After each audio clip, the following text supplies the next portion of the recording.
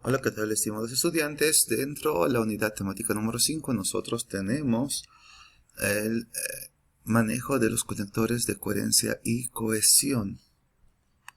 Recordemos que la coherencia llega a ser una propiedad inherente a todo texto que consiste en la capacidad de construir un modo unitario en que las partes se mantengan trabadas entre sí en cuanto al contenido.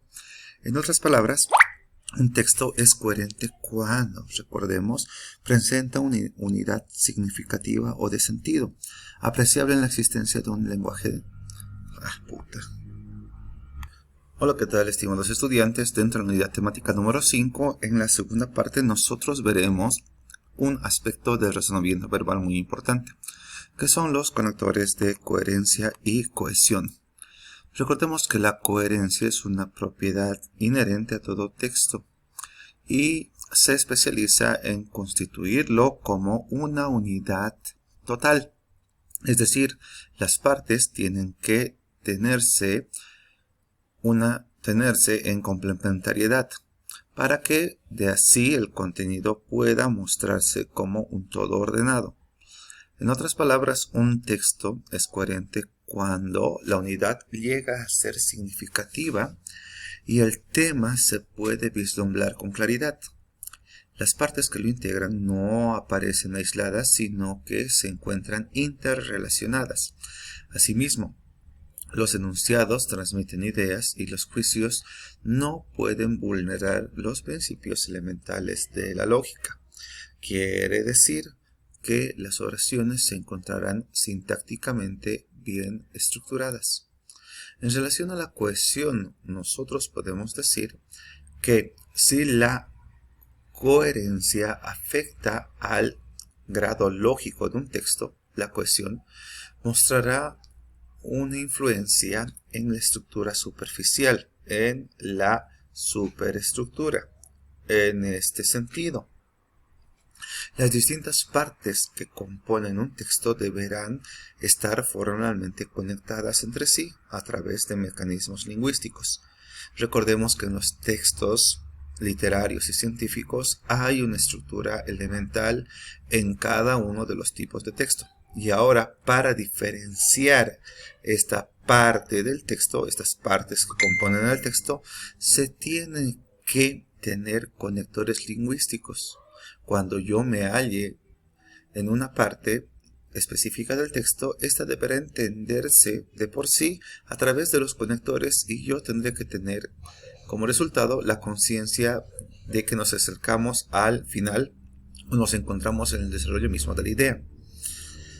Ahora bien, estos procedimientos tendrán diversos tipos de conectores. Recordemos los conectores en el aspecto morfosintáctico llegan a ser las conjunciones, las preposiciones, algunos verbos que indicarán relacionamiento entre ideas en las oraciones coordinadas y subordinadas, y en algunos casos los adverbios. Ahora bien, el tipo de conector para la adición básicamente se utilizará cuando una idea tenga que irse juntando con otras. Asimismo, incluso aparte, encima, además, son conectores que van sumando ideas. Los conectores de oposición, en tanto, serán aquellos que indiquen el contraste de dos o más pensamientos. Ahora bien, estos marcadores aparecen vinculados con conjunciones adversativas. En cambio, no obstante, con eso, aún así, llegan a ser conectores que indicarán el contraste de dos ideas. Conectores de causalidad serán la forma lingüística para relacionar lógicamente la causa o consecuencia de algo. Por lo tanto, por consiguiente, en consecuencia, llegan a ser conectores que indicarán determinadas ideas que serán la conclusión, el resultado o la simbiosis de ideas anteriormente expuestas. La localización espacial serán tipos de conectores que ordenarán objetos y sus pares en el espacio. a la derecha, a la izquierda, al lado, y localización temporal mostrarán cronológicamente hechos y acciones, en un principio, más tarde, en otra ocasión, mientras tanto, inmediatamente, etc. Si se dieron cuenta, todos estos conectores, que son preposiciones, verbos, conjunciones, también tienen en sí sus adherentes sintácticos desarrollados, es decir, locuciones preposicionales, locuciones de conjunciones, locuciones adverbiales, perífrasis verbales, para poder indicar todos estos aspectos lógicos. Los conectores también se pueden dar a nivel de diferentes partes del texto, es decir, la idea que se desarrollaba a un principio, que determinadas palabras se utilizan en determinados momentos o partes de un texto.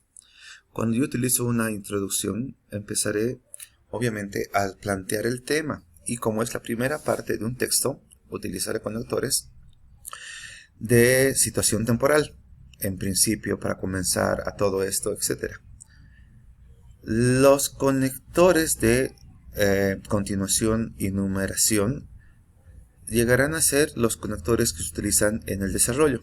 Bueno, pues entonces vamos por otra parte, en primer lugar, en segundo lugar. En cambio, los conectores de cierre permitirán que la idea pueda concluirse. No tienen que estar específicamente en la parte de conclusión. Pueden ser puestos al final de un párrafo. Sabemos que una idea se desarrolla dentro de un párrafo y también se puede finalizar en el mismo. Los conectores también pueden estar presentes en la conclusión, donde se ponen palabras o elementos como en conclusión, en fin, total, en definitiva, en suma, en resumen. De la misma forma, ya en el desarrollo del tema mismo tenemos conectores de ejemplificación. Por ejemplo, a saber, pongamos el caso, valga como ejemplo, etc.